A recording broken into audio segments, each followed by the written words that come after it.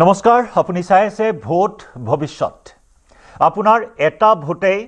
সকলো সলাই দিব পাৰে। আপোনাৰ এটা ভোটেই কাৰোবাৰ ভাগ্য নিৰ্ণয় কৰিব পাৰে। আপোনাৰ এটা ভোটেই আপোনাৰ সমাজখনৰ, আপোনাৰ দেশৰ ভাগ্য নিৰ্ণয় কৰিব পাৰে। আৰু সেই ভোটৰ সময় সমাগত অহা 9 এপ্ৰিল ভোট যুদ্ধৰ বাবে সকলো সাজু হৈছে। শাসক বিৰোধীয়ে জোৰদাৰ কৰি তুলিছে প্ৰচাৰ অভিযান আৰু তাৰ সমান্তৰালকৈ আজি ভোট ভৱিষ্যতত আমি কেইবাটাও আকৰ্ষণীয় সমষ্টিৰ কথা পাতিম আৰু একে সময়তে আপোনাৰ মনত যি প্ৰশ্নৰ উদয় হয় সেই প্ৰশ্ন আমালৈ কৰিব পাৰিব। আমাৰ সৈতে এক্সপাৰ্ট থাকিব। এক্সপাৰ্টে আপোনাৰ মনত যি ধৰণৰ প্ৰশ্নৰ উদয় হৈছে তাৰ উত্তৰ আগবঢ়াব। আপোনাৰ মনত যদি কিবা খদুৱনি আছে কোনোবা সমষ্টিক লৈ সেই সন্দৰ্ভত আপুনি প্ৰশ্ন কৰিব পাৰিব। ইতিমধ্যে টিভি স্ক্ৰীণত আমি ফোন নম্বৰ ফ্লেছ কৰিছোঁ। কেইবাটাও আকৰ্ষণীয় সমষ্টিৰ ৰণ যথেষ্ট তীব্ৰ গতিত আগবঢ়া পৰিলক্ষিত হৈছে। বিজেপিৰ 40জনীয়া ষ্টাৰ কেম্পেইনাৰ এজনকৈ ষ্টাৰ কেম্পেইনাৰসকল আহিছে। প্ৰচাৰ অভিযানত অংশগ্ৰহণ কৰা পৰিলক্ষিত হৈছে। আনহাতে বিৰোধীয়েও সমান্তৰালকৈ প্ৰচাৰ অভিযান চলাই গৈছে। কিন্তু হিমন্ত বিশ্ব শৰ্মাৰ যি ধৰণৰ আগ্ৰাসী প্ৰচাৰ অভিযান তাৰ সন্মুখত বিৰোধীৰ প্ৰচাৰ অভিযানে তিষ্ঠিব পাৰিবনে বা বিৰোধীৰ প্ৰচাৰ অভিযানে ভোটাৰ ৰাইজক আকৰ্ষিত কৰিব পাৰিবনে বা ৰাইজে এবাৰ কি বিচাৰিছে? ৰাইজে পৰিৱৰ্তন বিচাৰিছে নে ৰাইজে আকৌ এবাৰ দিছপুৰত পদুম ফুলাব বিচাৰিছে? সকলোখিনি নিৰ্ভৰ কৰিব ৰাইজৰ ওপৰত। সকলোখিনি নিৰ্ণয় হ'ব অহা 9 এপ্ৰিলত। ফলাফল আহিব 4 মে'ত। প্ৰিয় দৰ্শক, আমি পুনৰ জনাইছোঁ, আপোনাৰ মনত যদি কিবা প্ৰশ্ন থাকে তেতিয়াহ'লে আমালৈ ফোন কৰিব পাৰিব। আমাৰ ফোন লাইন ইতিমধ্যে সক্ৰিয় হৈ আছে। আমাৰ ফোন নম্বৰ ইতিমধ্যে টিভি স্ক্ৰীণত ফ্লেছ কৰা হৈছে। আজিও আমাৰ সৈতে আমি সংযুক্ত হ'ম। আমি যোগাযোগ স্থাপন কৰিম এগৰাকী বিশেষ ব্যক্তিক, এগৰাকী ৰাজনৈতিক বিশ্লেষকক, এগৰাকী নিৰ্বাচনী বিশ্লেষকক। অতি শীঘ্ৰেই তেওঁ আমাৰ সৈতে সংযুক্ত হ'ব আৰু সমান্তৰালকৈ আপুনি আপোনাৰ প্ৰশ্ন কৰিব। আমি আপোনাৰ প্ৰশ্নৰ উত্তৰ আগবঢ়াই যাম ভোট ভৱিষ্যত নিউজ 18 অসম নৰ্থ ইষ্টৰ এই নিৰ্বাচন সম্পৰ্কীয় বিশেষ অনুষ্ঠানৰ জৰিয়তে। আমি কৈছোৱে কেইবাটাও সমষ্টি যথেষ্ট আকৰ্ষণীয় হৈছে। যোৰহাট সমষ্টিৰ ওপৰত সকলোৰে দৃষ্টি নিবদ্ধ হৈ আছে। একেদৰে শিৱসাগৰ সমষ্টি, শিৱসাগৰৰ ৰণখন যথেষ্ট আকৰ্ষণীয় হৈছে। কোনে সেই ঘাঁহি মাৰিব শিৱসাগৰত? একেদৰে বিহপুৰীয়া, আনফালে দিছপুৰ, এই সমষ্টিসমূহৰ কথা প্ৰতিদিনে আমি আলোচনা কৰি গৈছোঁ আৰু আজি এনে আকৰ্ষণীয় কেইবাটাও সমষ্টিৰ কথা আৰু সামগ্ৰিকভাৱে অসমৰ আটাইকেইটা সমষ্টিৰ কিছু তথ্য আমি আগবঢ়াবলৈ চেষ্টা কৰিম। আমি এই মুহূৰ্তত সংযুক্ত হৈছোঁ, যোগাযোগ স্থাপন কৰিছোঁ যুৱ ৰাজনৈতিক বিশ্লেষক অভিনৱ পংকজ বৰবৰাৰ সৈতে। অভিনৱ পংকজ বৰবৰা, আপোনাক স্বাগতম জনাইছোঁ। আপুনি আমাৰ সৈতে সংযুক্ত হৈছে। প্ৰথমে আপোনাৰ পৰা জানিব বিচাৰিছোঁ, যোৰহাটত এইবাৰ কি হ'ব? যোৰহাট যথেষ্ট আকৰ্ষণৰ কেন্দ্ৰবিন্দু, এইবাৰ ৰাজনীতিৰ অভিকেন্দ্ৰ চৰ্চাৰ এই মুহূৰ্তত যোৰহাট। গৌৰৱ গগৈ ভাৰ্চেছ হিতেন্দ্ৰনাথ গোস্বামী। হয়, একদম আপুনি ঠিক ধৰণে ধৰিছে। আজি অসমৰ যোনে ৰাজনীতিৰ কথা চিন্তা চৰ্চা কৰে সকলোৱে কিন্তু যোৰহাটত কি হ'ব সেইটোৰ কাৰণে বাট চাই ৰৈ আছে।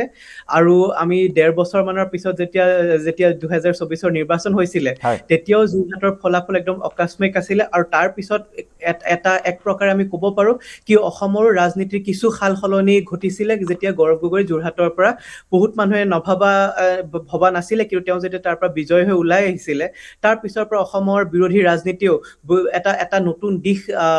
লাভ কৰিছিলে বুলি আমি ক'ব পাৰোঁ। এইবাৰ এতিয়া যোৰহাটত কি হ'ব? আমি প্ৰথমতে যোৰহাটৰ যেতিয়া নিৰ্বাচনী যোনখন প্ৰেক্ষাপট সেইখন আমি বিশ্লেষণ কৰোঁ, আমি চাব লাগিব কি যোৰহাট সমষ্টিত আহোম সম্প্ৰদায়ৰ 10,000 মান ভোটাৰ আছে, চুতীয়া সম্প্ৰদায়ৰ 17,000 মান ভোটাৰ আছে আৰু চাহ সম্প্ৰদায়ৰ অলমষ্ট 40,000 ভোটাৰ চাহ সম্প্ৰদায়ৰ হয়। আৰু ইয়াৰ লগতে আপুনি যদি চাই অসমীয়া যোনটো upper caste Asomiya almost 45,000 to 55,000 মান তেনেকুৱা ধৰণৰ ভোট আছে। এতিয়া হৈ গৈছে যোৰহাটত আপুনি যদি চাই ক'বাত নহয় ক'বাত গৌৰৱ গগৈ যোৰহাটৰ পৰা প্ৰতিদ্বন্দ্বিতা আগবঢ়োৱাৰ লগে লগে আমি এতিয়া গ্ৰাউণ্ডত দেখিছোঁ কি যোনটো আহোম ভোট হৈছে, আহোম ভোটটো কিন্তু অধিকাংশ আহোম ভোট কিন্তু গৌৰৱ গগৈৰ পিনে ঢাল খাইছে আৰু এটা আহোম কনচলিডেশ্যন এটা গৌৰৱ গগৈৰ পিনে হোৱা আমি দেখিছোঁ। কিন্তু এট দ্য চেম টাইম আমি মন কৰিব লাগিব কি যোৰহাটত এটা মানে এটা আপাৰ কাষ্ট ডমিনেটেড কনষ্টিটুৱেঞ্চি এটা হয় আৰু সেই তাতে আপুনি যদি চাই যোনজন তাৰ প্ৰাৰ্থী হয় যোনজন ইনকামবেন্ট MLA হিতেন্দ্ৰ নাথ গোস্বামী তেওঁ মানে আপাৰ কাষ্ট অসমীয়া সম্প্ৰদায় মানে তেওঁ বামুণ সম্প্ৰদায়ৰ লোক হয় সো ঠিক তেনেধৰণে এটা আমি তাতে দেখিছো কি ওপৰত নহলেও তলে কিন্তু তাতে আহোম ভাৰ্চেছ মানে বামুণ এটা সৰু এটা হলেও তলে এটা সংঘাত থাকে আৰু ঠিক তেনেধৰণে এইবাৰো সেই ধৰণৰ এটা সংঘাত আকৌ আমি দেখা পাইছো অলপকে আৰু তাৰ লগতে এইটোও মন কৰিবলগীয়া কেইবাটাও আপুনি গুৰুত্বপূৰ্ণ পইণ্ট কৈছে আমি এই পইণ্ট কেইটাত কথা পাতিম অভিনৱ কিছু সময় আপোনাক আমি ৰখুৱাইছো এটা ফোন আছে আমি ফোন কলটো লৈ লওঁ নমস্কাৰ জনাইছো প্ৰিয় দৰ্শক আপুনি ক'ৰ পৰা ফোন কৰিছে আপোনাৰ পৰিচয়টো জনাব আৰু আপুনি কোন সমষ্টিৰ বিষয়ে কি প্ৰশ্ন কৰিব বিচাৰিছে আপোনাৰ প্ৰশ্নটো কৰিব মই ৰেবকুমাৰ ডেকা নিউ গুৱাহাটী সমষ্টিৰ পৰা কৈছো হয় আচলতে মোৰ সমষ্টিৰ বিষয়ে প্ৰশ্নটো নহয় মোৰ প্ৰশ্নটো এইটো জুবিনদাৰ ন্যায় আমিও বিচাৰো কিন্তু কংগ্ৰেছে জুবিনদাৰ নামত যিটো ৰাজনীতি কৰিব আৰম্ভ কৰিছে এইটো কাৰণে আমি দুখ পাইছো এইটো কিয় কৰিছে তেওঁলোকে কিয় হ'বলৈ পাইছে এনেকুৱা নিশ্চয় আচলতে আমাৰ অনুষ্ঠানটো সমষ্টি ভিত্তিত বা প্ৰাৰ্থী কেন্দ্ৰিক আপোনাৰ এই অনুষ্ঠান কোন জয়ী হ'ব কোনে শেষ হাঁহি মাৰিব যদিও বা জুবিন গাৰ্গে পলিটিক্স বেয়া পাইছিল কিন্তু জুবিন গাৰ্গক লৈ সকলোৱে পলিটিক্স কৰাৰ এখন ছবি আমি বিগত সময়ছোৱাৰ পৰা দেখি আহিছোঁ আপুনি যিহেতু প্ৰশ্নটো কৰিছে আমি সংক্ষেপতে কিছু এই বিষয়ত আমি জানিব বিচাৰিম অভিনৱ পংকজ আপুনি কি ক'ব এই বিষয়টোত প্ৰশ্নটো কিন্তু একেবাৰে শুনা নাপালো আপুনি যদি এবাৰ মোক কৈ দিয়ে প্ৰশ্নটো হয় জুবিন গাৰ্গক লৈ কংগ্ৰেছে ৰাজনীতি কৰাৰ তেওঁ এটা অভিযোগ উত্থাপন কৰিছে কিমান সমীচীন আচলতে সমীচীন একেবাৰে নহয় জুবিন গাৰ্গ এটা সম্পূৰ্ণ বেলেগ সত্তা এটা বেলেগ বিষয় নহয় জানো কথাটো হয় আমি এইটো কোনেও আশা নকৰো কি মানে এনে জুবিন গাৰ্গৰ নিচিনা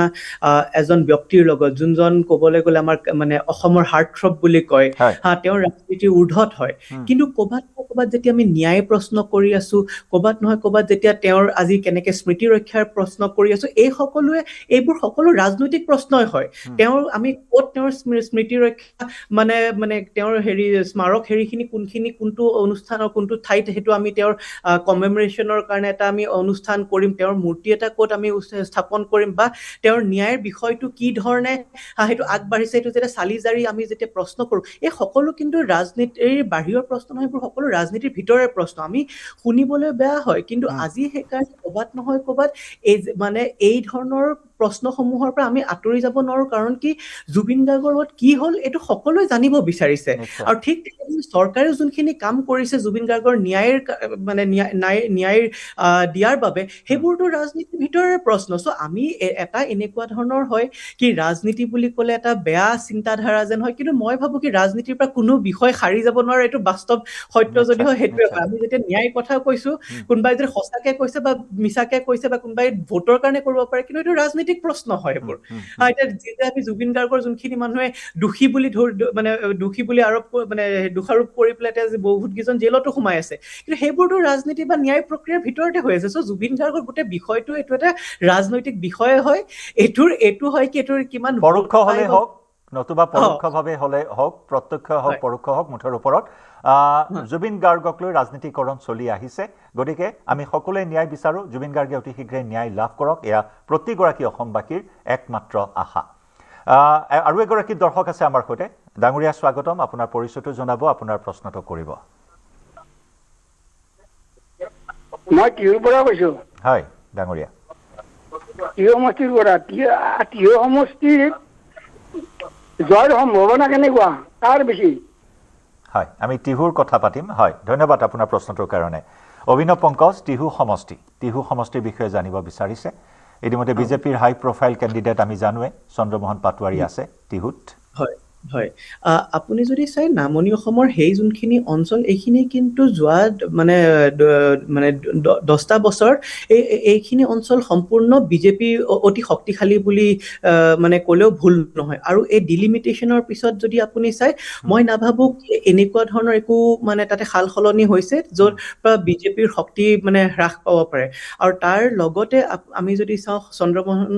পাটোৱাৰীৰ যোৱা 5টা বছৰ তেওঁৰ যিমানখিনি সেই অঞ্চলটোৰ লগত তেওঁৰ যিমানখিনি সম্পৰ্ক তেওঁৰ মানে স্থানীয় লোকৰ লগত যি ধৰণৰ কাম কাজ কৰিছে মানুহখিনি যথেষ্ট সন্তুষ্ট বুলিয়ে ক'ব লাগিব আৰু তাৰ লগতে এইটো আমি পাহৰিব নালাগে কি যোৱা কেইবছৰমান বছৰত মানে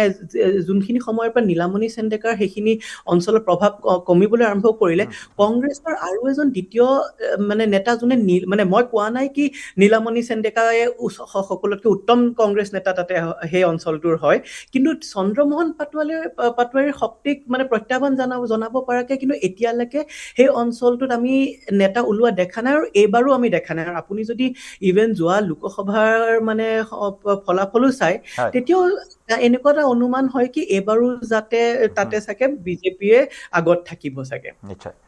আৰু এটা ফোন আছে আমাৰ ফোন কলটো লৈ লৈছো নমস্কাৰ আপোনাৰ পৰিচয়টো জনাব আপোনাৰ প্ৰশ্নটো কৰিব হেল্ল' মই যোৰহাটৰ পৰা কৈছিলো হয় মোৰ নাম দীপক কাকতি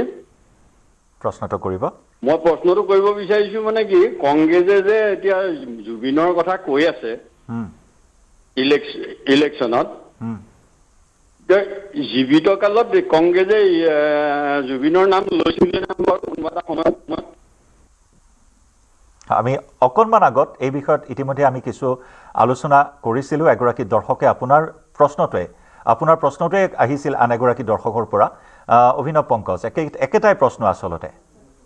একেটাই প্ৰশ্ন কিন্তু খালি এটা মই অলপ বেলেগকে এবাৰ উত্তৰ দিব খোজো হা এইটো মানে জুবিন গাৰ্গৰ ইছ্যুটো মানে পলিটিচাইজ কৰিব লাগে নে নালাগে সেইটোৰ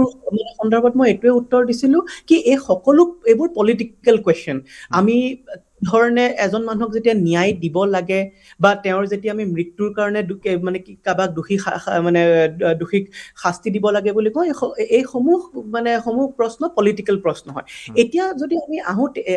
এইবাৰৰো যোনজনে আপোনাক ফোন কৰিছে তেওঁ বা আগৰ মানুহজনৰ এইটোৱে হৈছে কি পলিটিচাইজ কৰি আছে তাৰ মই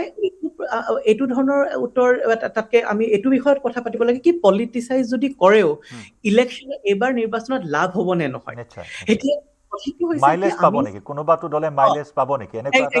নিশ্চয় আমি আহিম এই প্ৰসংগটোলৈ আকৌ আমি আহিম আন এগৰাকী দৰ্শকৰ ফোন কল এটা আছে আমি লৈ লৈছো নমস্কাৰ ডাঙৰীয়া আপোনাৰ পৰিচয়টো দিব আৰু প্ৰশ্নটো কৰিব হয় মই বিপুৰীয়াৰ পৰা ক'লো নৱবিকাশ হাজৰিকাই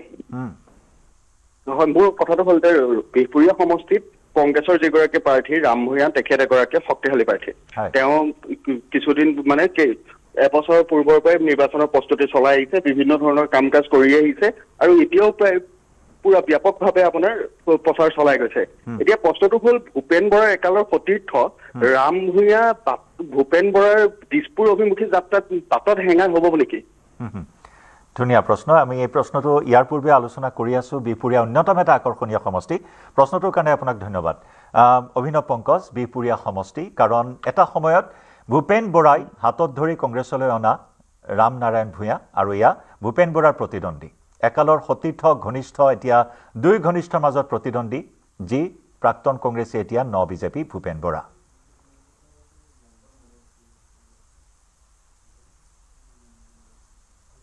হয় আমি পুনৰ সংযুক্ত হ'ম অভিনৱ পংকজ বৰবৰা আমাৰ সৈতে থাকিব প্ৰতিটো সমষ্টিৰ বিশ্লেষণ প্ৰতিটো সমষ্টিত প্ৰাৰ্থীৰ মাজৰ প্ৰতিদ্বন্দ্বিতা কেনেকুৱা হ'ব যুঁজখন কেনেকুৱা হ'ব সকলোখিনি বিশ্লেষণ এই ভোট ভৱিষ্যতৰ জৰিয়তে নিউজ 18 অসম নৰ্থ ইষ্টৰ এই বিশেষ অনুষ্ঠানৰ জৰিয়তে আমি প্ৰতিদিনাই আগবঢ়াই আহিছোঁ আৰু আজিও তেনেদৰে কেইবাটাও সমষ্টিৰ কেইবাটাও আকৰ্ষণীয় প্ৰশ্ন কেইবাগৰাকীও আমাৰ শ্ৰদ্ধাৰ দৰ্শকে আমালৈ এই প্ৰশ্নসমূহ কৰিছে আৰু যুৱ ৰাজনৈতিক বিশ্লেষক হিচাপে আমাৰ সৈতে আছে অভিনৱ পংকজ বৰবৰা আমি পুনৰবাৰ তেওঁৰ সৈতে সংযুক্ত হ'ম আসলতে বিপুৰীয়া সমষ্টি এক আকৰ্ষণীয় সমষ্টি এই কাৰণে কাৰণ ভূপেন বৰাই কংগ্ৰেছ ত্যাগ কৰিছে মুখ্যমন্ত্ৰী ডক্টৰ হিমন্ত বিশ্ব শৰ্মাই কংগ্ৰেছ ত্যাগ কৰাৰ লগে লগে ঘোষণা কৰিছিল যে ভূপেন বৰাৰ কাৰণে বিজেপিত সমষ্টিৰ অভাৱ নাই সেই মৰ্মে মুখ্যমন্ত্ৰীয়ে যেনেদৰে কথা কৈছিল তেনেদৰে প্ৰতিশ্ৰুতি ৰাখি ভূপেন বৰাক বিপুৰীয়া সমষ্টি আগবঢ়াইছিল আৰু সেই বিপুৰীয়া সমষ্টিৰ পৰা ভূপেন বৰাই প্ৰতিদ্বন্দ্বিতা আগবঢ়াব আৰু সেই বিপুৰীয়া সমষ্টিতে কংগ্ৰেছৰ প্ৰাৰ্থী হ'ল ভূপেন বৰাৰ অতি ঘনিষ্ঠ নাৰায়ণ ভূঞা গতিকে দুয়োগৰাকী প্ৰাৰ্থীৰ মাজত প্ৰতিদ্বন্দ্বিতা কৰবাত নাৰায়ণ ভূঞাৰ প্ৰতিদ্বন্দ্বিতাই ভূপেন বৰাক দিছপুৰলৈ অহাত হেঙাৰ সৃষ্টি কৰিব পাৰে নেকি পংকজ বৰবৰা অভিনৱ পংকজ কেইবাটাও দিশ আছে। প্ৰথম চক সেই সমষ্টিটোৰ যোনজন প্ৰাক্তন বিধায়ক অমিয় ভূঞাৰ কিন্তু যোনখিনি কাম কাজ ৰাইজে কিন্তু ইমান সন্তুষ্ট নাছিলে। চ' অলপমান তাতে এণ্টি ইনকামবেঞ্চি আছিলে সেই সমষ্টিটোত বিজেপিৰ প্ৰতি। এতিয়া হৈছে তেওঁক যেতিয়া সলাই দিলে ক'ৰবাত নহয় ক'ৰবাত বিজেপিয়ে তেওঁক যদি ৰিপিট কৰিলেহেঁতেন কিন্তু সেই গোটেই যোনটো বুজা তেওঁৰ এণ্টি ইনকামবেঞ্চিৰ সেইটো ল'বলগীয়া হ'লহেঁতেন। কিন্তু যেতিয়া অমিয় ভূঞা গুচাই দিলে ক'ৰবাত নহয় ক'ৰবাত সেই তেওঁৰ প্ৰতি মানে সেই ব্যক্তিগত যোনখিনি এণ্টি ইনকামবেঞ্চি আছিলে সেই এণ্টি ইনকামবেঞ্চিখিনি অলপ হেণ্ডেল কৰিবৰ কাৰণে কিন্তু বিজেপিৰ সহজ হৈছে। ইয়াৰ লগতে আপুনি যদি চাই এতিয়া যেতিয়া ভূপেন বৰাক কিন্তু আনিছে ইয়াতে এতিয়া আকৌ এটা সমীকৰণ হৈছে কি যোনখিনি পুৰণা বহুতখিনি বিজেপিৰ কৰ্মী বা নেতা যোনখিনি আছে স্থানীয় তেওঁলোকে বহুতে কিন্তু এই বস্তুটো ভাল পোৱা নাই। কাৰণ কি সেই অঞ্চলত বিজেপি কৰা বহুতখিনি মানুহে যেতিয়া ভূপেন বৰা এজন প্ৰভাৱশালী কংগ্ৰেছৰ নেতা আছিলে তেওঁৰ বিৰুদ্ধে তেওঁলোকে ৰাজনীতি কৰি আহিছিলে আৰু সেইকাৰণে এতিয়া যেতিয়া তেওঁ ভূপেন বৰা তাতে আহি গ'ল বিজেপিত আহি গ'ল বহুতে ভাল পোৱা নাই বুলিও ক'ব বিচাৰে। আৰু এইপিনে যদি চাই কংগ্ৰেছৰ ৰাম ভূঞা সঁচা কথা ৰাম ভূঞা ময়ো যাওঁতে মানে তেওঁ অতিকৈ শক্তিশালী তেওঁ জনপ্ৰিয় তেওঁ বহু বছৰৰ পৰা কাম কৰি আছে আৰু সেইকাৰণে আপুনি যদি চাই মুখ্যমন্ত্ৰীৰো যদি আপুনি তাৰ সেইখিনি অঞ্চলত যদি আপুনি তেওঁৰ ভাষণ চাই বিপুৰীত ভাষণ চাই তেওঁ বাৰম্বাৰ এটা কথা কৈ আছে কি ভূপেন বৰা নহয় মোক ভোট দিয়ক। চ' তেওঁ জানে কি ক'ৰবাত নহয় ক'ৰবাত এতিয়া ৰাম ভূঞা আৰু ভূপেন বৰাৰ যোনখন যুঁজ ইয়াতে ক'ৰবাত নহয় ক'ৰবাত এখন মানে ৰাম ভূঞাই প্ৰত্যাহ্বান সৃষ্টি কৰিব পাৰিছে। সেইকাৰণেও চাগে মুখ্যমন্ত্ৰীয়ে এতিয়া Ram Bhuyan versus chief minister কৰিবলৈ কাৰণে চেষ্টা কৰি আছে আৰু যিয়ে নোহোৱক কিন্তু আমি বিহপুৰীয়াত এখন অতিকৈ ইণ্টাৰেষ্টিং কিন্তু আমি যুঁজ দেখা পাবলৈ গৈ আছো। আকৌ সেই চিপৰাঙৰ কথাটোৱে আহে যদিও বা ডেমেজ কণ্ট্ৰল কৰাৰ চেষ্টা কৰা হৈছে যদিও বা অমিয় ভূঞাক উপসভাপতিৰ দায়িত্ব অৰ্পণ কৰা হ'ল প্ৰথম অৱস্থাত নিৰ্দলীয় হিচাপে প্ৰতিদ্বন্দ্বিতা কৰাৰ বাবে তেওঁ তৎপৰতা আগবঢ়ালে আৰু তাৰপিছত সেই ডেমেজ কণ্ট্ৰল কৰা হ'ল কিন্তু সেই চিপৰাং মৰাৰ যিটো চৰ্চা বিহপুৰীয়াত তাৰ কিবা অৱকাশ থাকিব নেকি এতিয়াও যদিও বা অমিয় ভূঞাক কিছু দায়িত্ব দিয়া হ'ল দলৰ ভিতৰতে ৰখাৰ চেষ্টা কৰা হ'ল। চ' মোৰ মনে নধৰে কি অমিয় ভূঞা বা তেওঁৰ যিমানখিনি সতীৰ্থ বা সমৰ্থক আছে তেওঁলোকে ইমানখিনি লেভেলত এটা চিপৰাং মাৰিব পাৰিব বা মানে অসুবিধাৰ সৃষ্টি কৰিব পাৰিব কি অফিচিয়েল কেণ্ডিডেটজনে হাৰি যাব। কাৰণ কি অমিয় ভূঞাৰ নিজৰো ইমানখিনি স্থিতি যে বা দলটোৰ ভিতৰত বিপৰীত বা তেওঁৰ ৰাইজৰ মাজতো ইমানখিনি তেওঁৰ প্ৰভাৱ বাচি থকা নাছিলে। আপুনি কোৱাৰ দৰে মুঠতে এখন আকৰ্ষণীয় যুঁজ হ'ব বিহপুৰীয়া সমষ্টিত। আৰু এগৰাকী দৰ্শক আছে আমাৰ সৈতে। নমস্কাৰ, আপোনাৰ পৰিচয়টো জনাব ডাঙৰীয়া, প্ৰশ্নটো কৰিব। নমস্কাৰ দাদা। আপোনাৰ টিভিৰ ভলিউমটো কমাই ল'ব, প্ৰশ্নটো কৰক। হয় হয়, মই বোকাখাটৰ পৰা কৈছোঁ। হয়, মোৰ নাম দেৱজিৎ বড়ি। এই ৰাজনীতি কৰা কেণ্ডিডেটবিলাকে অকল জাতিলৈ যে প্ৰতিবাদ দৰ্শনে কৰি আছে তেওঁলোকে নিজৰ ভৱিষ্যতত কি কৰি ৰাইজক সুৰক্ষিত কৰিব বা জনসাধাৰণক সুৰক্ষিত কৰিব সেই বিষয়লৈ তেওঁলোকে কিয় আলোচনা কৰা নাই? খালি জাতি এইবিলাকৰ সম্পৰ্কে যে আলোচনা কৰি থাকে ডেইলি। অৰ্থাৎ আপুনি ধৰ্মীয় মেৰুকৰণৰ ওপৰত প্ৰশ্নটো কৰিব বিচাৰিছে নহয় জানো? হয় হয় হয় হয়, ধন্যবাদ। আপোনাৰ প্ৰশ্নটোৰ কাৰণে ধন্যবাদ। আমি এই প্ৰশ্নটোৱে লৈ যাব বিচাৰিম।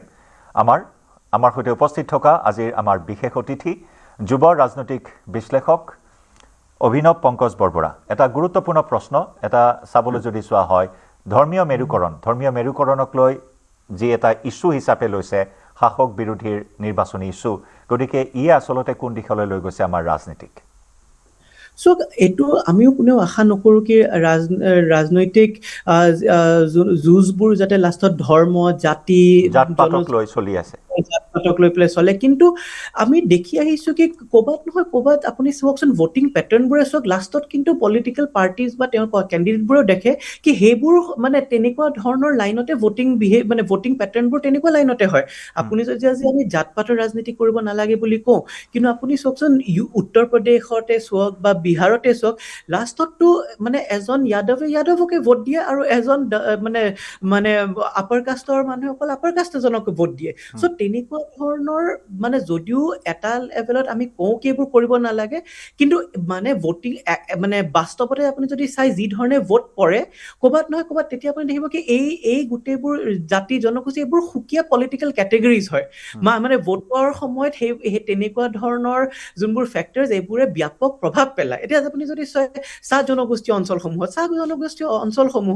চাহ জনগোষ্ঠীয় লোকেও কিন্তু তাতে যদি অসমীয়া ভাষিক লোক এজনে খেলে কিন্তু চাহ জনগোষ্ঠীয় লোকে নিজৰ প্ৰাৰ্থীজনক বেছি প্ৰাধান্য দিয়ে আৰু এইটোও এটা কাৰণে কাৰণ কি আমাৰ সমাজ ব্যৱস্থাটো যি ধৰণে চলি আহিছে মানুহৰ মনতো এটা এনেকুৱা ভাৱ ধাৰণা হয় কি নিজৰ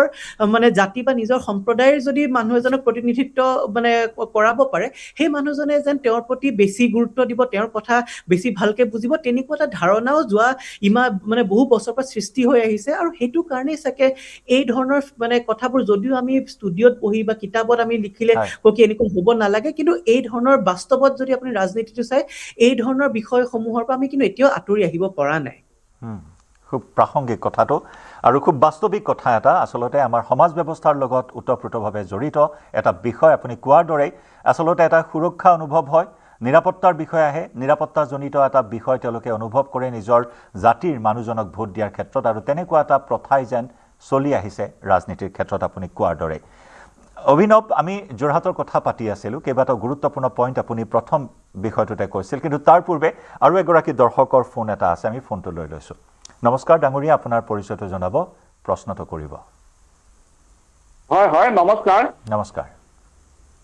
মই বিহপুৰীয়াৰ পৰা কৈছোঁ চন্দ্ৰ কুমাৰ বৰুৱাই বিহপুৰীয়া হয় হয় প্ৰশ্নটো কৰিব মোৰ প্ৰশ্নটো আছিলে যে প্ৰদেশ কংগ্ৰেছৰ প্ৰাক্তন সভাপতি ভূপেন বৰা ডাঙৰীয়াই যিহেতু বিজেপি দলত যোগদান কৰি বিজেপি দলৰ পৰা টিকেট লাভ কৰিছে এতিয়া তেখেতে বিজেপি দলৰ পৰা যদি ভৱিষ্যতে বিধায়ক নিৰ্বাচিত হয়ও যে বিজেপিক তেখেতে যে বিশ্বাসঘাতকতা নকৰিব তাৰ কিবা এটা নিশ্চয়তা কোনোবাই দিব পাৰিব জানো নিশ্চয় এটা আলোচনাৰ বিষয় নিশ্চিতভাৱে আপোনাৰ এটা প্ৰাসংগিক প্ৰশ্ন কাৰণ দলবাগৰৰ ৰাজনীতি নিৰ্বাচনৰ প্ৰাক মুহূৰ্তত দেখিবলৈ পোৱা যায় লেংমৰাৰ ৰাজনীতি দেখিবলৈ পোৱা যায় আৰু তেনেকুৱা এটা ছবিও এই মুহূৰ্তত আমাৰ বিধানসভা নিৰ্বাচনৰ পূৰ্বে দলসমূহৰ মাজত দেখিবলৈ পোৱা হৈছে অভিনৱ এই বিষয়টো লৈ আহিছোঁ আপোনাৰ কাষলৈ তেওঁৰ প্ৰশ্নটো কি মানে তেওঁৰ প্ৰশ্নটো কি কৰিলে বিশ্বাসঘাতকতা বিষয়টো হৈছে বিশ্বাসঘাতকতাক লৈ কংগ্ৰেছক অন্তিম মুহূৰ্তত লেংমাৰি তেওঁ বিজেপিলৈ আহিল বিজেপিৰ টিকট পালে বিজেপিৰ পৰা তেওঁ জয়ী হৈ ভৱিষ্যতে আকৌ বিশ্বাসঘাতকতা কৰিব নেকি বা অৱকাশ থাকিব নেকি এইটোতো আমি এনেকে কৈ দিয়া মানে টান কি মানে তেওঁ আগতে কি কৰিব আমি নাজানো কিন্তু এনেকুৱা ভাৰতীয় ৰাজনীতিত সকলো সম্ভৱ তেনেকুৱা ধৰণৰ বহুতখিনি মানে তেনেকুৱা ধৰণৰ বহুত উদাহৰণ পাম আমি যেতিয়া গায়াৰাম বুলি কওঁ তাৰমানে হাৰিয়ানাৰ গায়ালালেতো এসময়ত এদিনৰ নে দুদিনৰ ভিতৰতে দুবাৰ নে তিনিবাৰকে তেওঁলোকে মানে তেওঁৰ দল সলনি কৰিছিলে ইনফেক্ট আমি ইয়াতে উদাহৰণ দিওঁ ইয়াত চবতকে চাগে মানে গুৰুত্বপূৰ্ণ বা চবতকে ফেমাছ এক্সাম্পল এটা হৈছে উইনষ্টন চাৰ্চিল তেওঁ দুবাৰ এটা দল এৰি পেলাই এটা নতুন দল জইন কৰিলে আকৌ সেইটো দল এৰি পেলাই আকৌ তেওঁৰ পুৰণা দল ঘূৰি গৈছিলে চ' তেনেকুৱা উদাহৰণ মানে আমি বহুতখিনি আছে যেতিয়ালৈকে ৰাইজে তেনেকুৱা ধৰণৰ দল বাগৰুৱা মানুহক ভোট দি পেলাই জিকাই থাকিব তেতিয়ালৈকে কিন্তু এই ধৰণৰ যোনবোৰ আমি মানে টেণ্ডেঞ্চি দেখিছোঁ এই টেণ্ডেঞ্চিবোৰ শেষো নহয় এইবোৰ চলি গৈ থাকিব এতিয়া আমি দিছপুৰ সমষ্টিতে কৈছোঁ আজি প্ৰদ্যুৎ বৰদলৈ দল বাগৰিলে তেওঁতো মই যিমানখিনি মোৰ বিশ্লেষণ তেওঁতো তাৰপিছত বিজেপিৰ পৰা তেওঁ এতিয়া বিধায়ক হ'বলৈ সক্ষম হ'ব চ' ভূপেন বৰা আজি যেতিয়া দল বাগৰি পেলাই যেতিয়া মানে তেওঁ গৈছে তেওঁ এনেইতো কংগ্ৰেছৰ পৰা বিহপুৰীয়াৰ পৰা চাগে তেওঁ কেতিয়াও জিকিব নোৱাৰিলেহেঁতেন আজি কংগ্ৰেছৰ যোনটো অৱস্থা কিন্তু এতিয়া তেওঁ বিধায়ক হ'ব চ' কালি যেতিয়া আকৌ কংগ্ৰেছৰ যদি দিন মানে ভাল হয় তেওঁ যে ঘূৰি নাযাব সেইটোৰ হেৰি নাই কাৰণ কি ক'ৰবাত নহয় ক'ৰবাত সেই ইনচেণ্টিভটো ক'ৰ পৰা পাইছে কাৰণ কি মানে ভোটাৰে তেওঁলোকক পানিছ কৰিব নোৱাৰে না তেওঁলোকেতো এটা ইনচেণ্টিভ আছে কি দলটো বদলিলে যদি মানে দল বদলি কৰিলে যদি তেওঁ মানে নিৰ্বাচনত জয়ী হয় তেতিয়াহ'লে সেইটো ইনচেণ্টিভ আছে তেওঁ ইনচেণ্টিভাইজড মানে দল বদলা মুঠৰ ক্ষমতাৰ কাৰণে যিকোনো সম্ভৱ ৰাজনীতিত হয় আৰু এগৰাকী দৰ্শক আছে আমাৰ সৈতে ফোন লাইনত নমস্কাৰ ডাঙৰীয়া আপোনাৰ পৰিচয়টো জনাই আপোনাৰ প্ৰশ্নটো কৰিব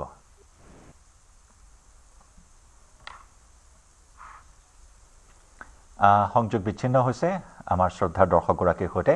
আমি আকৌ ফোন কল ল'ম কিন্তু অভিনৱ আকৌ আহিছোঁ আমি যোৰহাটৰ প্ৰসংগলৈ আপুনি কোৱাৰ দৰেই গগৈ আহোম ভাৰ্চেছ এতিয়া বামুণৰ এখন খেল এখন ছবি দেখিবলৈ পোৱা হৈছে ২৪ৰ লোকসভা নিৰ্বাচনৰ কথাও আপুনি কৈছে য'ত এইবাৰ ৪০% চাহ জনগোষ্ঠীয় ভোটৰ কথাও আপুনি উল্লেখ কৰিছে এইবাৰ ভূমিপট্টা প্ৰদান কৰা হৈছে গতিকে এইবাৰ লোকসভা নিৰ্বাচনৰ যিখন ছবি এই একেখন ছবি প্ৰতিফলিত হ'বনে নহয় বিধানসভা নিৰ্বাচনৰ বেলিকা চাওক, মই যেনেকৈ ক'লোঁ, ক'ৰবাত নহয় ক'ৰবাত যেতিয়া 2024 গৌৰৱ গগৈক মানে যোৰহাটবাসীয়ে জয়যুক্ত কৰিছিলে, সেইটো পিছৰ পৰা ক'ৰবাত এটা যোনখিনি আপাৰ কাষ্ট আৰু বামুণ মানুহ, এছাম মানুহে কিন্তু সেই বস্তু মানে এইটো বস্তু ভাল পোৱা নাই কি তেওঁক জিকোৱাৰ পিছত ক'ৰবাত নহয় ক'ৰবাত এটা নতুন আহোম ৰাজনীতিৰ আকৌ মানে তাতে পুনৰ জাগৰণ হোৱা নিচিনাও তেওঁলোকে বহুতে ক'ব বিচাৰে। আৰু সেইকাৰণে এছাম বামুণ মানুহে মানে বামুণ ভোটাৰে কিন্তু সেই কথাটো কিন্তু অলপ আপত্তি কৰি আছে। আকৌ আহিম যোৰহাটৰ প্ৰসংগলৈ। বহুত দৰ্শকে আমালৈ ফোন কৰিয়ে আছে আৰু এগৰাকী দৰ্শক আছে আমাৰ সৈতে। ডাঙৰীয়া স্বাগতম, আপোনাৰ প্ৰশ্নটো কৰিব, পৰিচয়টো জনাব। মই মৰিয়নিৰ পৰা কৈছোঁ। হয়, আপুনি ক'ৰ পৰা ফোন কৰিছে? হেল্ল', মই মৰিয়নিৰ পৰা কৈছোঁ। মৰিয়নিৰ পৰা ফোন কৰিছে, হয়। মৰিয়নি ৰূপজ্যোতি কুৰ্মী ফিল্ডখন কেনেকুৱা, জ্ঞানটি কেনেকুৱা, তাকে অকণমান জানিব বিচাৰিছোঁ। মৰিয়নিও এক আকৰ্ষণীয় সমষ্টি। অভিনৱ, মৰিয়নি সমষ্টি, জ্ঞানশ্ৰী বৰা ৰাইজৰ দলৰ পৰা। জ্ঞানশ্ৰী বৰাই প্ৰতিদ্বন্দ্বিতা কৰিছে। ক'ৰবাত প্ৰত্যাহ্বানৰ সৃষ্টি কৰিব পাৰিবনে ৰূপজ্যোতি কুৰ্মীক? চাওক, এটা কথা আমি মন কৰিব লাগিব কি যোৱাবাৰ মানে 2024 নিৰ্বাচনৰ সময়ত মৰিয়নি ছেগমেণ্টটোত কিন্তু বিজেপিয়ে মানে তাতে লিড ল'ব বুলি আশা কৰি আছিলে, কিন্তু তেনেকুৱা নহ'ল। তাতেও কংগ্ৰেছে লিড ল'বলৈ, গৌৰৱ গগৈ লিড ল'বলৈ সক্ষম হৈছিলে। সেইকাৰণে কৈছোঁ কি এইবাৰো যে মানে মই মানে জ্ঞানশ্ৰী বৰা জিকিব বা ৰূপজ্যোতি কুৰ্মী হাৰিব সেইটো নকওঁ, কিন্তু ক'ৰবাত নহয় ক'ৰবাত মানে সমষ্টি পুনৰ নিৰ্ধাৰণ হোৱাৰ পিছত মৰিয়নিৰ কিন্তু আগৰ যোনটো একদম চাহ জনগোষ্ঠীয়ে একচেটিয়াকে মানে ৰূপজ্যোতি কুৰ্মীৰ সপক্ষে থিয় দিছিলে, এতিয়া কিন্তু সিমানো তেওঁলোকৰ প্ৰভাৱ নাই। তথাপিতো মই ভাবোঁ কি ৰূপজ্যোতি কুৰ্মী আগত থাকিব, কাৰণ কি ৰাইজৰ দলৰ সাংগঠনিক ভেটি সিমান নাই। আৰু জ্ঞানশ্ৰী বৰাই যদিও মিডিয়াত তেওঁলোকে মানে তেওঁ বহুতখিনি মানে ফ'কাছ লাভ কৰিছে, কিন্তু গ্ৰাউণ্ডত মই দেখিছোঁ যেতিয়া আমি সেই আগতেও সমষ্টিটোলৈ যাওঁ, আমি ইয়াতে ৰূপজ্যোতি কুৰ্মীয়ে মানে আবুল তাবুল বকে, আমি তেনেকৈ বহুতে হাঁহে তুলুঙা কৰে, কিন্তু গ্ৰাউণ্ডত তেওঁৰ নিজৰ সম্প্ৰদায়ৰ মানুহৰ লগত কিন্তু তেওঁৰ সম্পৰ্ক অতি মানে ধুনীয়াকৈ তেওঁ সম্পৰ্ক ৰক্ষা কৰি ৰাখিছে। আৰু বিজেপিৰো যোনটো সাংগঠনিক ভেটি আছে সেইটো মানে যথেষ্ট শক্তিশালী। আৰু গৌৰৱ গগৈ তেতিয়া লোকসভাত খেলিছিল, তেতিয়া লিড লৈছে, কিন্তু আৰু জ্ঞানশ্ৰী বৰাই খেলাৰ মাজত এটা যথেষ্ট পাৰ্থক্য আছে। চ' মই ভাবোঁ অন্তিম হাঁহি চাকে ৰূপজ্যোতি কুৰ্মীয়ে মাৰিবলৈ সফল হ'ব এইটো সমষ্টিত। অতি গুৰুত্বপূৰ্ণ বিষয় বা গুৰুত্বপূৰ্ণ এটা সমষ্টি ৰূপজ্যোতি কুৰ্মী। আকৌ এবাৰ দিছপুৰলৈ অহাৰ পথ আচলতে কিমান প্ৰশস্ত। এই ক্ষেত্ৰত বিজেপিৰ যি আঁচনি, বিজেপিৰ আঁচনিৰ ৰাজনীতি, বিজেপিৰ যি আগ্ৰাসন, সমান্তৰালকৈ ৰূপজ্যোতি কুৰ্মীৰ যিটো গণভিত্তি বছৰ বছৰ ধৰি এই সমষ্টিটো নিজৰ দখলত ৰাখিবলৈ সক্ষম হৈছে মাতৃৰ সময়ছোৱাৰে পৰাই। গতিকে লক্ষণীয় হ'ব আগন্তুক অৰ্থাৎ 9 এপ্ৰিলত ৰূপজ্যোতি কুৰ্মীৰ ভাগ্য কেনেদৰে নিৰ্ণয় হয়। আমি প্ৰিয় দৰ্শক, আমাৰ এই আলোচনা আমি অব্যাহত ৰাখিম। ভোট যুদ্ধত কোনে সেই ঘাঁহি মাৰিব, ভোট ভৱিষ্যত সম্পৰ্কৰ আপোনাৰ কি কি প্ৰশ্ন আছে সেই প্ৰশ্নও আমালৈ কৰক, কাৰণ আমাৰ ফোন নম্বৰ ইতিমধ্যে সক্ৰিয় হৈ আছে। বহু দৰ্শকে আমালৈ ফোন কৰিছে, কেইবাটাও আকৰ্ষণীয় সমষ্টিৰ ওপৰত প্ৰশ্ন আগবঢ়াই আছে। অভিনৱ, আমি এইবাৰ যদি গুৱাহাটীৰ সমষ্টিকেইটালৈ আহোঁ, গুৱাহাটীৰ সমষ্টিকেইটাত মুখ্যমন্ত্ৰীয়ে কৈছে যে আটাইতকৈ সুৰক্ষিত হৈছে বিজেপিৰ বাবে গুৱাহাটীৰ সমষ্টিকেইটা, কিন্তু দিছপুৰ সমষ্টিৰ ছবিখন এইবাৰ কেনেকুৱা হ'ব? একেবাৰে বিজেপি প্ৰদ্যুৎ বৰদলৈ বিজেপিৰ হেভি ৱেইট প্ৰাৰ্থী। চাওক, এজন ভোটাৰে কাক ভোট দিব যেতিয়া নিৰ্ণয় কৰে, তেওঁ কেতিয়াবা দল চাই পেলাই ভোট দিয়ে, বহু সময়ত তেওঁলোকে প্ৰাৰ্থী চাই পেলাই ভোট দিয়ে, বা কেতিয়াবা তেওঁলোকে কোন প্ৰাইম মিনিষ্টাৰ বা কোন চিফ মিনিষ্টাৰ সেইটো চাই পেলাই ভোট দিয়ে। বিজেপিয়ে যেতিয়া এইবাৰ আপুনি যদি চাই গোটেই গুৱাহাটীত যি ধৰণে তেওঁলোকে প্ৰাৰ্থী বাছনি কৰিলে, এইটোৰ পৰা আমি এটাই অনুমান কৰিব পাৰোঁ কি বিজেপিৰ এক্সপেক্টেশ্যনটো এইটো কি ৰাইজে এইটো পাৰ্টিৰ লাইনত ভোট দিব, কোন ব্যক্তি সেইটো নাচাই পেলাই দলীয় লাইনত ভোট দিব। আৰু যদি দলীয় লাইনত ভোট দিয়ে, তেতিয়া আমি এইটো সঁচা কথা, মুখ্যমন্ত্ৰীৰ কথাটোৱে সঠিক বুলি ক'ব লাগিব কি বিজেপি এই গোটেইকেইটা চিটত কিন্তু অতি কমফৰ্টেবল। কাৰণ কি আপুনি যদি ইভেন 2024 যদি আপুনি ফলাফললৈ ঘূৰি চাই, মানে বিজুলী কলিতা আৰু মীৰা বৰঠাকুৰ দিছপুৰ ছেগমেণ্টটোত যদি চাই, কমেও অলমষ্ট 40 নে 45,000 মানে ভোটৰ ডিফাৰেন্স এটা আছে তেওঁলোকৰ মাজত আৰু যোৱা আপুনি যদি চাই 2024 পৰা মানে এতিয়ালৈকে যোৱা 2 বছৰ যদি চাই মই নাভাবো কি দিছপুৰ সমষ্টিৰ ৰাইজৰ মাজতো এনেকৈ কিবা মানে বিশেষ সাল সলনি আহিছে কি 40,000 মান ভোটে যোনে আগতে মানে বিজেপিক ভোট দিয়া মানুহে এবাৰ কংগ্ৰেছলৈ ঘূৰি যাব বুলি মোৰ মনে ধৰা নাই সেইকাৰণে মই ভাবো দিছপুৰৰ সেগমেন্টত কিন্তু মানে বিজেপি অতি সুৰক্ষিত হয় বহুত মানুহে এটো কিন্তু ক'ব লাগিব প্ৰদ্যুৎ বৰদলৈক যে আনিছে একদম ট্ৰেডিশনাল বিজেপি ভোটাৰ সকলেও কিন্তু এই কথাটো ভাল পোৱা নাই কিন্তু আকৌ মই কৈছো বিজেপি আৰু কংগ্ৰেছৰ যদি দিছপুৰ সমষ্টিত যদি আপুনি লোকসভাৰ আপুনি ফলাফল চাই তেওঁলোকৰ এই দুটা দলৰ মাজত ব্যৱধান বহুত আৰু সেইকাৰণে যদি সেই ব্যৱধান কম হৈ পেলে তাতে কংগ্ৰেছ আগবাঢ়িব লাগে এটা মেসিভ ডাঙৰ সুইং এটা লাগিব কিন্তু হিমানখিনি সুইং মই নাভাবো গ্ৰাউণ্ডত মানে হিমানখিনি হাল সলনি হৈছে কি এপিনৰ ভোট হেপিনলে সলনি হৈছে বুলি যোৱা 2 বছৰত কিন্তু মোৰ মনে ধৰা নাই ডিমৰীয়া ছবিখন কেনেকুৱা হ'ব ডিমৰীয়াটো আপুনি আকৌ চাব মানে তাতে অগপ আছে আৰু মানে অগপই যোনজন প্ৰাৰ্থী অলপ তেওঁৰ মানে কোবাত নহয় কোবাত মানে মানুহে ইমান ভাল পোৱা নাই দলৰ ভিতৰৰ পৰা মানে অগপৰ বহুতখিনি কৰ্মীৰ মাজত এটা মানে চিন্তা চৰ্চা হৈছে কি ইমান কিজন অগপৰ অভিজ্ঞ নেতা থাকোতে তেওঁ কিয় দিলে কিন্তু আকৌ মানে সেইবোৰ সমষ্টিত চব কি হৈছে যোৱা 10-15 বছৰত কংগ্ৰেছে এই সমষ্টিসমূহত একেবাৰে তেওঁলোকৰ যিমানখিনি তেওঁলোকৰ খুপনি এসময়ত তেওঁলোকৰ যিমানখিনি প্ৰভাৱ আছিলে একেবাৰে হেৰুৱাই পেলাইছে এতিয়া যোৱা বছৰে যদি আপুনি যোৱা 5 বছৰ আগতে আপোনালোকে চাই এই অঞ্চলটোত কোনে প্ৰতিনিধিত্ব কৰিছিলে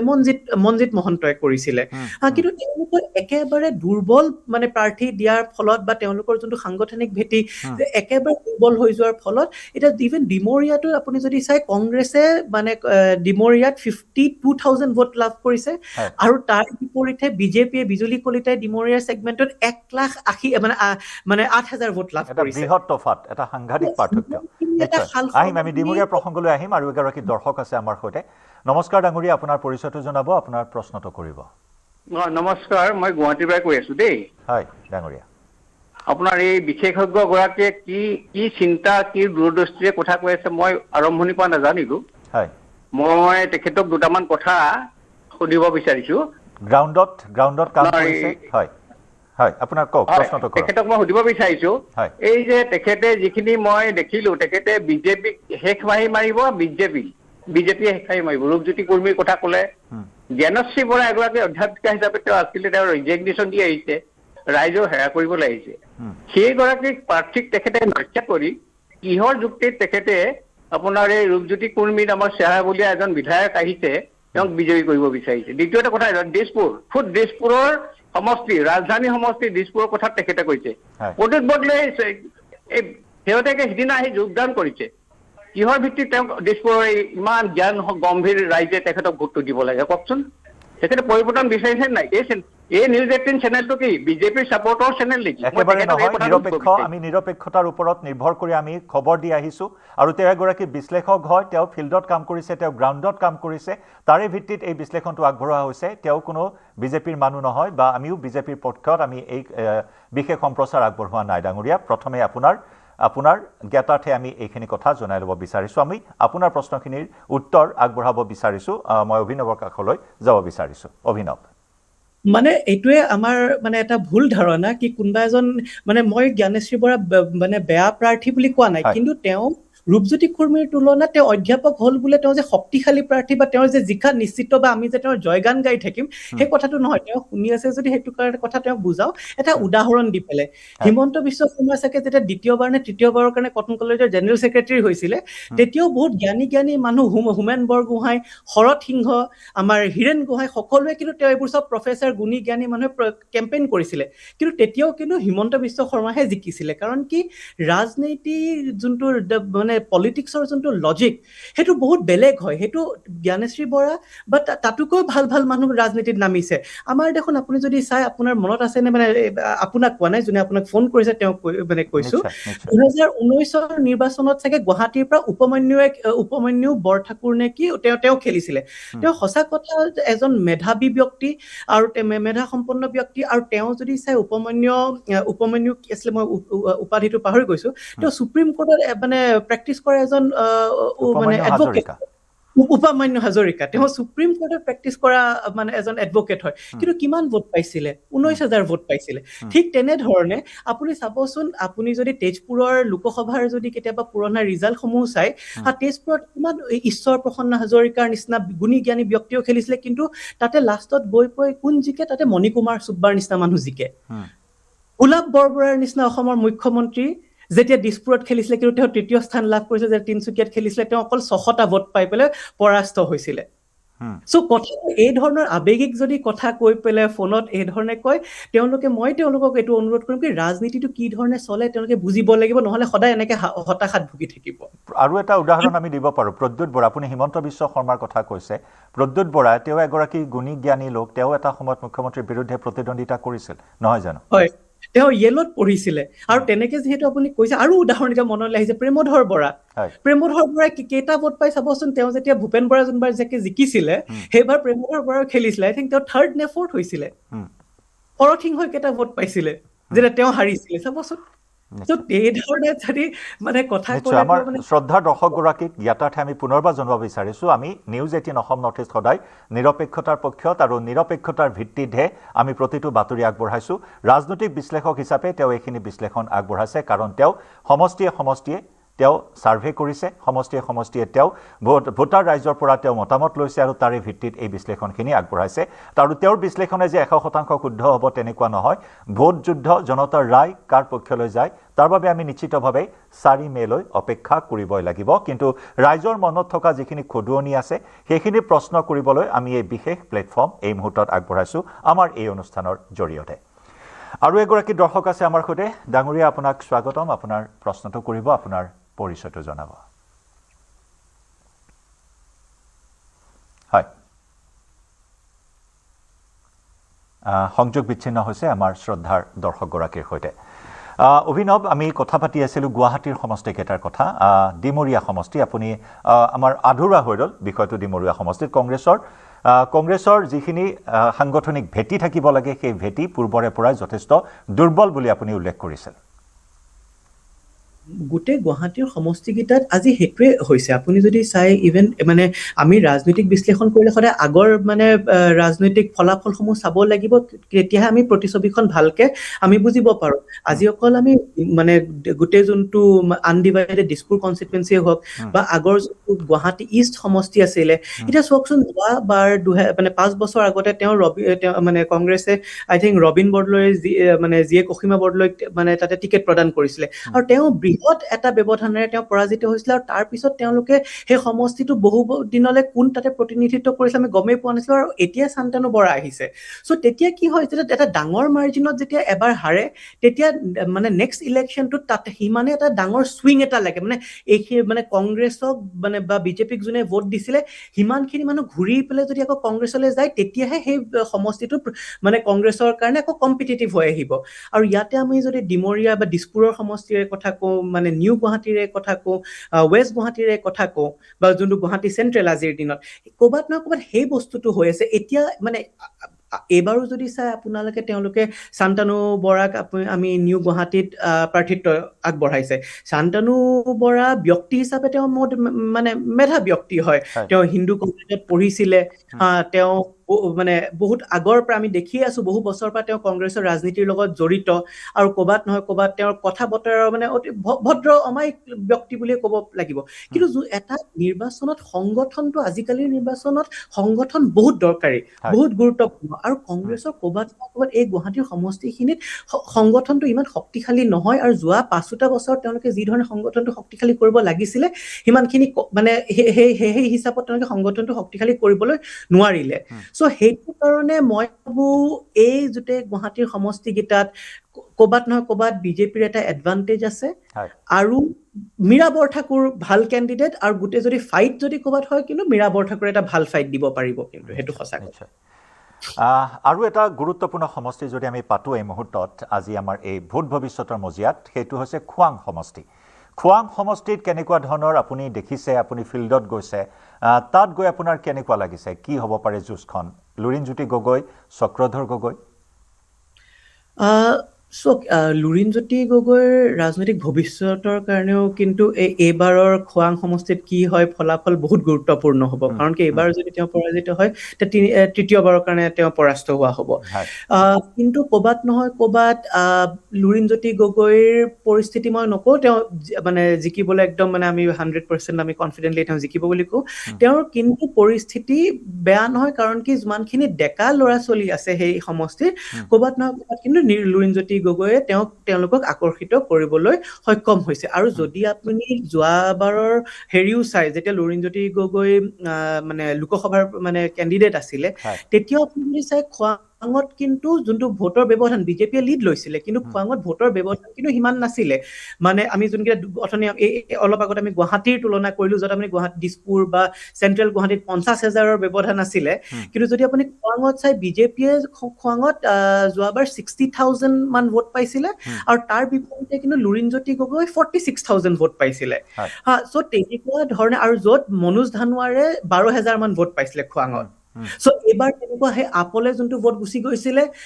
মোৰ মনে কয় সেইটো কিন্তু বিজেপিলৈ নগৈ পেলাই সেইটো কিন্তু লুৰিণজ্যোতি গগৈৰ পিনলৈ আহিব চাগে চ' তেনেকুৱা ধৰণৰ এটা পৰিস্থিতিত হয় এটা আমি ধুনীয়া এখন যুঁজ দেখা পাম কিন্তু এইটো এতিয়া কৈ দিয়া টান কোন তাতে বিজয় হ'ব কিন্তু এখন ভাল তাতে আমি যুঁজ দেখা পাম বুলি ক'ব বিচাৰো আৰু এগৰাকী দৰ্শক আমাৰ সৈতে সংযুক্ত হৈ আছে ডাঙৰীয়া আপোনাক স্বাগতম আপোনাৰ প্ৰশ্নটো কৰিব ক'ৰ পৰা ফোন কৰিছে জনাব হেল্ল'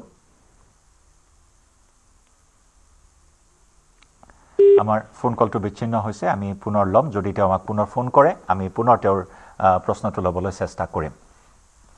অভিনৱ কেইবাটাও সমষ্টিৰ কথা আমি পাতি আছোঁ এইবাৰ আচলতে নিৰ্ণায়ক ভূমিকা ভোটৰ ক্ষেত্ৰত নিৰ্ণায়ক ভূমিকা কোনসকলে যথেষ্টকৈ লোৱাৰ সম্ভাৱনা বেছি কাৰণ মহিলা ভোটাৰসকলক বিশেষভাৱে এইবাৰ গুৰুত্ব প্ৰদান কৰা হৈছে আঁচনিসমূহৰ জৰিয়তে মহিলাসকলক বিশেষভাৱে গুৰুত্ব প্ৰদান কৰিছে শাসকীয় বিজেপিয়ে গতিকে তেনেস্থলত বিৰোধীয়ে মহিলা ভোটাৰসকলক আকৰ্ষিত কৰাৰ ক্ষেত্ৰত কেনেধৰণৰ কৌশল অৱলম্বন কৰা আপোনাৰ দৃষ্টিগোচৰ হৈছে নহয় ক'বাত যেতিয়া আপুনি বিৰোধী দলসমূহে আপুনি বাৰে বাৰে মূল্য বৃদ্ধিৰ প্ৰশ্নটো উঠাই আছে সেই মূল্য বৃদ্ধিৰ প্ৰশ্নটো কিন্তু বিশেষভাৱে কিন্তু মহিলাসকলেও মানে সেই গোটেই সমস্যাটোৰ সন্মুখীন হয় কাৰণ কি ঘৰ তেওঁলোকে চলায় আৰু এতিয়া অপজিশ্যনে যোনটো এটা নেৰেটিভ সৃষ্টি কৰিবলৈ চেষ্টা কৰি আছে মই নাভাবো মানে কৌশলভাৱে ঠিকে কৰিছে কি তেওঁলোকে কৈছে কি আঁচনি দিলে কি হ'ব কিন্তু আপোনাৰ যিমানখিনি মূল্য বৃদ্ধি হৈছে সেইকাৰণে যিমানখিনি আপোনালোকৰ পইচা আঁচনিৰ জৰিয়তে আহিছে কিন্তু গোটেই পইচাখিনি আপোনালোকৰ মানে আপোনালোকে জমা কৰিব পৰা নাই সেই পইচাখিনি মূল্য বৃদ্ধিৰ ফলত আপোনালোকে ব্যয় কৰিবলগীয়া হৈছে সেইটো হয় কথাটো হৈছে কি এজ আ নেৰেটিভ এইটো এটা ভাল কৌশল লৈছে বুলি আমি ক'ব পাৰো কিন্তু এতিয়া আমি যেতিয়া গ্ৰাউণ্ডত যেতিয়া ভোটৰ লগত কথা পাতিছো এইটো আমি বুজিব পাৰো কি তেনেকুৱা ধৰণৰ কৌশলে কিন্তু ইলেক্টৰেল একো ধৰণৰ ৰিজাল্ট মানে বিৰোধীৰ পক্ষত একো ধৰণৰ তেনেকুৱা ধৰণৰ ইলেক্টৰেল ৰিজাল্ট আনিবলৈ নোৱাৰে কাৰণ কি যিমানখিনি মহিলাই এই যে স্কিমখিনি পাইছে তেওঁলোকে সন্তুষ্ট হৈছে আৰু ক'বাত নহয় ক'বাত তেওঁলোকে এতিয়া অৰুণোদয়ৰে যদি কথা কওঁ এইবোৰ গেম চেঞ্জাৰ হয় মানে আমি 2021তো আমি দেখিছিলো ক'বাত নহয় ক'বাত মানে অৰুণোদয়ৰ এটা মানে ব্যাপক ভূমিকা আছিলে মানে প্ৰচাৰৰ কৌশলটোলৈ আহিম এই বিষয়ত আহিম আমি আৰু কথা পাতিম আৰু এগৰাকী দৰ্শক আমাৰ সৈতে সংযুক্ত হৈছে আমি ফোন কলটো লৈ লৈছো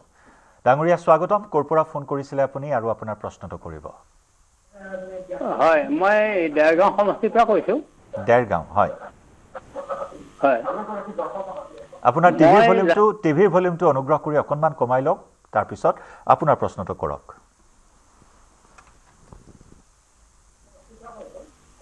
হয় মই অনুৰোধ জনাইছো আপোনাক টিভিৰ ভলিউমটো কমাই লওক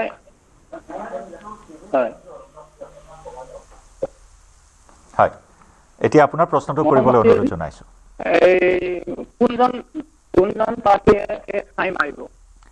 দেৰগাঁৱত কোন প্ৰাৰ্থীয়ে শেষ হাঁহি মাৰিব হয় অভিনৱ দেৰগাঁও এইবাৰ বিশেষভাৱে অন্যতম এটা আকৰ্ষণীয় সমষ্টি কাৰণ অগপৰ হাতৰ পৰা গুচি গ'ল এইবাৰ দেৰগাঁও এইবাৰ বিজেপিৰ প্ৰাৰ্থী হয় বহুতে মানে এইটো কথা ক'ব বিচাৰে অগপই কিমান দূৰ সহায় কৰিব বিজেপিৰ প্ৰাৰ্থীগৰাকীক হয়, বহুতে এইটো কথা ক'ব বিচাৰে কি অগপৰ হাতৰ পৰা গুচি গ'ল আৰু সেইকাৰণে ভোট ভাঙিব বা অগপৰ কৰ্মীসকলে সেইটো মানে ক্ষোভত আছে, সেইকাৰণে তেওঁলোকে কংগ্ৰেছৰ পিনে মানে সমৰ্থন দিয়া সম্ভাৱনা আছে। কিন্তু মই ভাবোঁ কি এই সমষ্টিসমূহত অগপই আগতে যেতিয়া জয়যুক্ত হৈছিলে ক'ৰবাত নহয় ক'ৰবাত তাতে বিজেপিৰ এটা বিশেষ অৰিহণা আছিলে। আৰু এইটো অকল দেৰগাঁৱতে নহয়, এইটো বহুতে এইটো ক'লে বিশ্বাস নকৰিব, কিন্তু 2021ত যদি এলায়েন্স নহয়, যদি বিজেপিৰ সহায় নাথাকে, তেতিয়া ইভেন বোকাখাততো কিন্তু অতুল বৰাৰ চাগে মানে জিকা তেওঁৰ অতি কঠিন হ'লহেঁতেন। ঠিক তেনেধৰণে সেইকাৰণে মই ভাবোঁ দেৰগাঁৱত এতিয়া যিহেতু বিজেপিৰ হাতত আহিছে, ক'ৰবাত নহয় ক'ৰবাত বিজেপিৰ এডভান্টেজ আছে। মানে আৰু AGP আৰু বিজেপিৰ সংঘাতৰ কাৰণে যে কিবা বেলেগ মানে অসুবিধা হ'ব সেইটো নহয়, কিন্তু তাতে যোৱা মানে 1 বছৰত কংগ্ৰেছে কিন্তু অলপ উত্থান হৈছে, আৰু কংগ্ৰেছৰ স্থানীয় নেতা যি ধৰণে তেওঁলোকে কাম কৰি আছে আৰু ৰজনীলা তিৰ্কীহঁতৰ যোনটো প্ৰভাৱ আছে সেই অঞ্চলটোত, সেইবাবে অলপ কিন্তু তাতে কংগ্ৰেছৰ প্ৰভাৱ আগতকে মানে ভাল হৈছে। আৰু সেই সমষ্টিটোত মোৰ মতে চাগে মানে বিজেপিয়ে শেষ হাঁহি মাৰিব, কিন্তু তাতে কিন্তু কংগ্ৰেছৰ এটা ভাল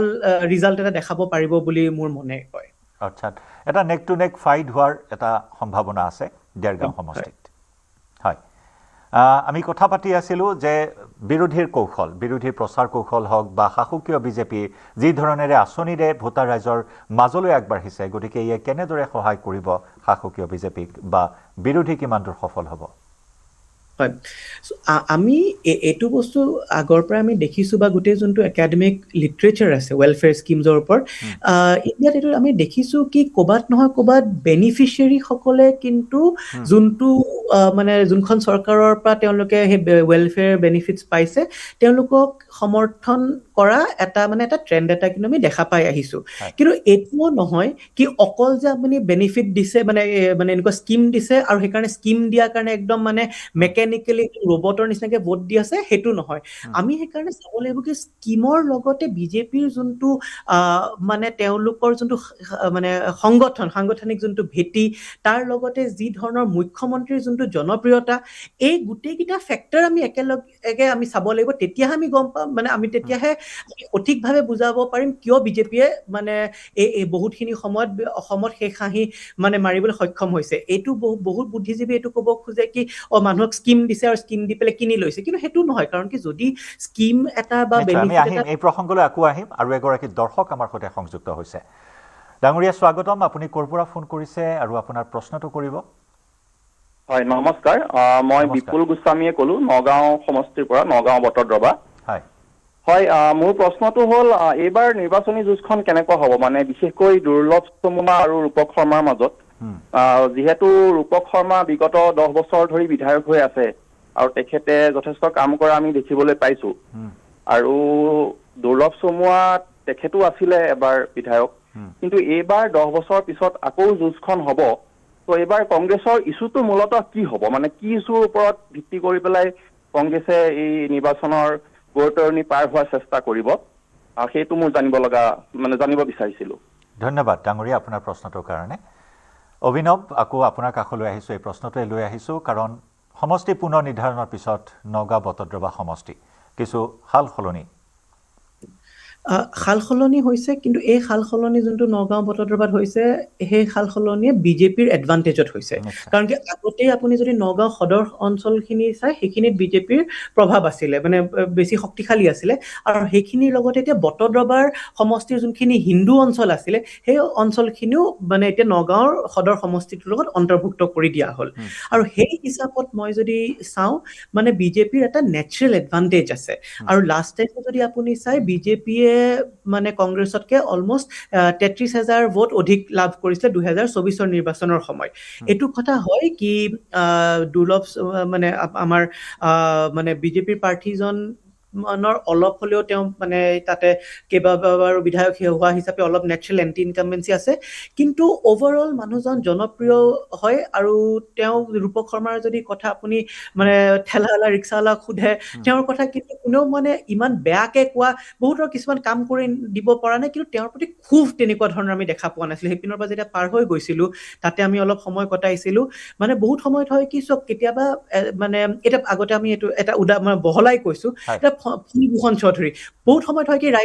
ৰাইজৰ কিছুমান কাম কৰি দিব নোৱাৰে মানুহে সেইটো কাৰণে দুখ পায় কিন্তু তেওঁৰ প্ৰতি ক্ষোভিত নহয় ঠিক তেনেধৰণে এতিয়া হয় তেওঁ কিছুমান কাম তাতে আছে ৰাইজৰ সেইটোও কয় কি কিছুমান এতিয়াও নগাঁৱত হ'বলৈ মানে বাকী থাকি গ'ল যদিও তেওঁ ইমানবাৰ বিধায়ক হ'ল কিন্তু তথাপিও তেওঁৰ লগত এটা পাৰ্চনেল এটা সম্বন্ধ আছে আৰু আই থিংক এইবাৰো সেই ধৰণৰ এটা সমীকৰণত আৰু যোনটো কনষ্টিটুৱেঞ্চি ডেমোগ্ৰাফিক যোনটো এডভান্টেজ বিজেপিৰ সপক্ষত আছে সেইবোৰ মানে ফেক্টৰছৰে যেতিয়া আমি চাওঁ মানে সেইকেইটা ফেক্টৰছ যেতিয়া আমি এড কৰি পেলাই চাওঁ এনেকুৱা লাগে কি এইবাৰো আৰামতে চাগে বিজেপি সেই চিটটো ৰাখিব দৰে ডাঙৰ দুটা ফেক্টৰ সেই ফেক্টৰ দুটাই হৈছে যে সমষ্টিৰ পুনৰ নিৰ্ধাৰণে বিজেপিকে আওপকীয়াকৈ সহায় কৰিব আৰু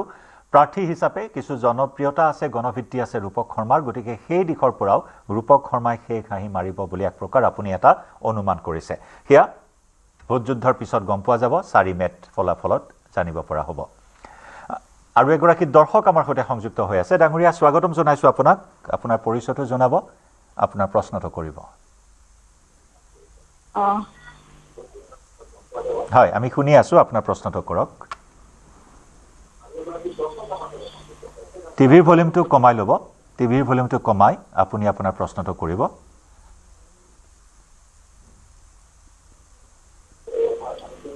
হেল্ল' হয় আমি শুনি আছো ডাঙৰীয়ানী আমি শুনি আছো আপোনাৰ প্ৰশ্নটো কৰিব ক'ৰ পৰা ফোন কৰিছে জনাব মই তিনচুকীয়া ডিষ্ট্ৰিক্ট মাকুম সমষ্টিৰ পৰা কৈ আছো হয় ইয়াত বিজেপি কংগ্ৰেছ আৰু নিৰ্দলীয় আছে হয় জানিব বিচাৰিছো শেষ হাঁহি কোনে মাৰিব মাকুম সমষ্টিত কোনে শেষ হাঁহি মাৰিব নহয় জানো হয় হয় ধন্যবাদ আপোনাৰ প্ৰশ্নটোৰ কাৰণে অভিনৱ মানে মাকুম সমষ্টিৰ সন্দৰ্ভত চাগে আমি একদম চিধাকে কৈয়ে দিব পাৰো কি এইবোৰ সমষ্টিত কিন্তু বিজেপিয়ে মানে আগত থাকিব আপুনি যদি লোকসভাৰ পেটাৰ্ণ চাই বা যোৱা মানে 10টা বছৰৰে সকলো নিৰ্বাচনৰে যদি আপুনি পেটাৰ্ণসমূহ চাই আপুনি গম পাব কি ইয়াতে বিজেপি অধিক শক্তিশালী আৰু তাৰ লগতে চাহ জনগোষ্ঠীয় অঞ্চলসমূহত যেতিয়াৰ পৰা চৰকাৰে এই মাটি পট্টা দিয়াৰ কথা ক'লে যি অলপ চলপ ক্ষোভ আছিলে সেই ক্ষোভখিনি নোহোৱা মানে আমি পৰিলক্ষিত হোৱা দেখিছো সেইকাৰণে মই ভাবো কি এইবোৰত কিন্তু আমি নিসন্দেহে ক'ব পাৰো কি বিজেপিয়ে শেষ হাঁহি মাৰিব মাকুম সমষ্টিত নিশ্চয় লক্ষণীয় হ'ব মুঠৰ ওপৰত প্ৰতিটো সমষ্টিয়ে একোটা আকৰ্ষণীয় সমষ্টি এই মুহূৰ্তত তাৰ ভিতৰতো কেইবাটাও চৰ্চিত সমষ্টি আছে আমি অনুষ্ঠান সামৰিম অভিনৱ পংকজ বৰবৰা আমি অনুষ্ঠান সামৰিম সদৌ শেষত শিৱসাগৰক লৈ আপোনাৰ ধাৰণা কি ফিল্ডত গৈ আপুনি কি দেখিছে শিৱসাগৰত অতিকৈ ইণ্টাৰেষ্টিং সমষ্টি এটা আৰু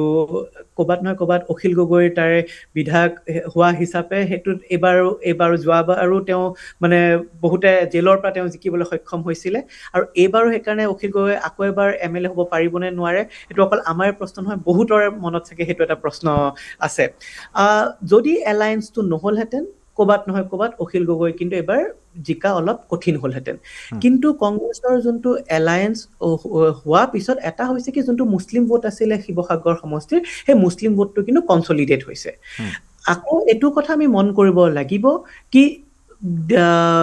মানে ডিলিমিটেশ্যনৰ পিছত যিমানখিনি আগতে আহোম ভোট আছিলে সমষ্টিটোত বহুতখিনি এতিয়া ওলাই গ'ল সেইখিনি ডিমলে গুচি গ'ল আৰু সেইকাৰণে কুশল দুৱৰীক যে প্ৰাৰ্থিত্ব দিছে ক'বাত নহয় ক'বাত কিন্তু এতিয়া যিহেতু আহোম ভোট কমি গ'ল সেইকাৰণে বিজেপিৰ কম্পিটিটিভনেছটো কিন্তু সমষ্টিটোত আগতকে বহুতখিনি বৃদ্ধি হৈছে আৰু কুশল দুৱৰীৰ আগতে সুৰভি ৰাজখোৱাৰতকে কিন্তু কুশল দুৱৰীৰ জনপ্ৰিয়তা বেছি সেইকাৰণে সেইটো এটা সমষ্টিত আমি চাগে এটা ক্লোজ কণ্টেষ্ট এটা দেখিব পাৰিম এতিয়াতে নিশ্চয় কোনে শেষ হাঁহি মাৰিব এই সমষ্টিটোক লৈ কিন্তু জল্পনা কল্পনা মানুহৰ দিনক দিনে বৃদ্ধি পোৱা পৰিলক্ষিত হৈছে অশেষ ধন্যবাদ জ্ঞাপন কৰিছো 1 ঘণ্টা সময় আমাৰ দৰ্শকসকলৰ বাবে আপুনি আমাক দিলে অভিনৱ পংকজ বৰবৰা ধন্যবাদ জ্ঞাপন কৰিছো আৰু লগতে প্ৰতিগৰাকী দৰ্শক অনুষ্ঠানটো চাই থকাৰ বাবে ধন্যবাদ আমালৈ ফোন কৰাৰ কাৰণে ধন্যবাদ সকলোকে ধন্যবাদ জনাই আজিৰ ভোট ভৱিষ্যত নিউজ 18 অসম নৰ্থ ইষ্টৰ নিৰ্বাচন সম্পৰ্কীয় এই বিশেষ অনুষ্ঠানৰ পৰা বিদায় লৈছো ধন্যবাদ